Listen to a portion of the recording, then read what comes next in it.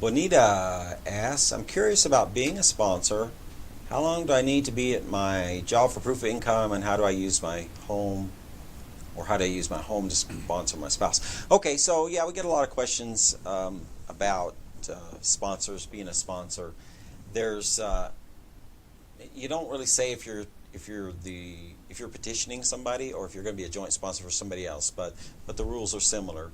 So what a sponsor is, just to say for the other listeners, you have to have the sponsor who's sponsoring an alien. Alien, of course, is the foreign individual who's coming to the United States. If I want to bring a foreign individual here, be that a spouse or a child or a parent or a brother, sister, whatever, I have to prove that I have the means to support them. The concern of the government is they don't want an alien coming here and then immediately being what they would call a ward of the state, meaning that now you need public assistance to eat and live because you don't have any means of supporting yourself. So they have these guidelines that you have to meet, and it varies. It can vary a little bit by states and whether you're active duty military or not. But basically, for most people, it's 125% of the poverty level. For your household size is you, the alien, and if there are any children that you're responsible for, other people, those two. So, having said all that, your question was, how long do I need to be at my job? Well, there's no exact time.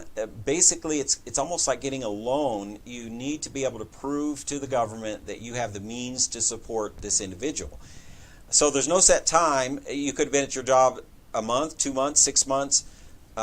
What's probably going to happen is they'll look at your work history. If you haven't worked in 5 years and you've been on public benefits yourself, and now you just got a job 3 months ago, yes, you may have trouble, because they may look at this and say, you only got this job to get through this application, or you're not regular in employment, and if for some reason you weren't working for a long time, now how do we know you're going to stay at this job or be able to maintain this job or whatever, right? So they're looking at your credit worthiness, basically.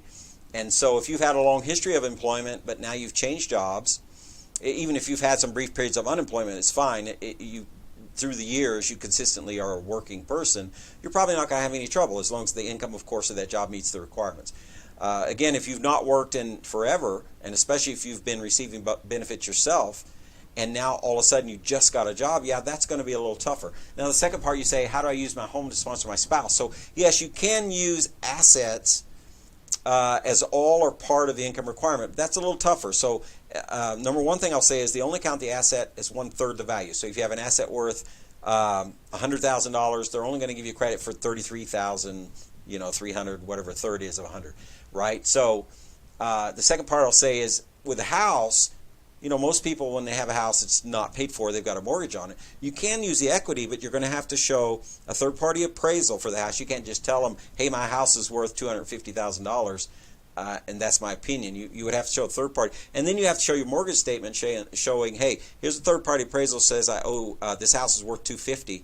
Here's my mortgage statement shows that I only owe $150, therefore I've got $100,000 in equity. Yes, that is applicable. Now, that's harder than having a job, of course, because they've got to look at it and they've got to determine the ability, and then the question in their mind is going to be, yeah, but you can't realistically sell your house because then you got no place to live. So it is tougher. And a better example would be, if you had a 401k or something that could easily be converted to cash, that's going to be better. So if you're down to using assets, then you're in a tight situation. My recommendation would be you might want to look at a joint sponsor. A joint sponsor is any adult legally residing in the United States, age of 18 and over, who's willing to sign. It's kind of like a co-signer who's willing to sign an affidavit of support for the intending immigrant. So that's another option too. But yes, you can use equity in your home, and there are other assets you can use too. But you mentioned home, so specifically that, yes, you can use equity in your home, but you will have to prove it. They're not going to take your word for it. And yes, it's okay to have a new job, and if you have a history of most of the time being employed, that's even better. But there's no rule that says you must have been on your job a year, you must have been on your job 6 months. There are no rules like this.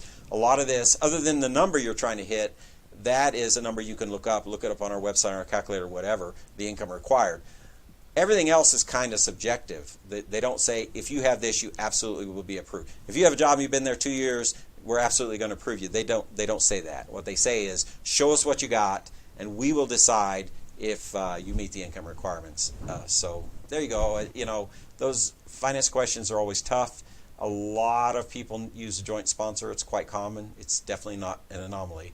I don't know what the number is. I haven't looked it up lately, but probably 25% of the petitions we do include a joint sponsor. So it is quite common, so don't be afraid of that if you have someone willing to step up and do that for you, if you know there's not a way you can do it. But if you got this new job, if you're just now applying, you're not going to need the financial information for about 6, 7, 8 months if you're doing a spouse or a fiancé visa, because it'd be that long before you be at the stage where you need it. Now, if you're doing adjustment of status, you need that immediately. But if you're doing spouse or fiancé visa, one of those, you've got time to increase your tenure on that job before you'll need it. So if you've only been there a few months now, you will have been there that much longer by then. Maybe that helps too. If you found this video useful, it would mean a lot to us if you could hit the like button and comment below to let us know what you think.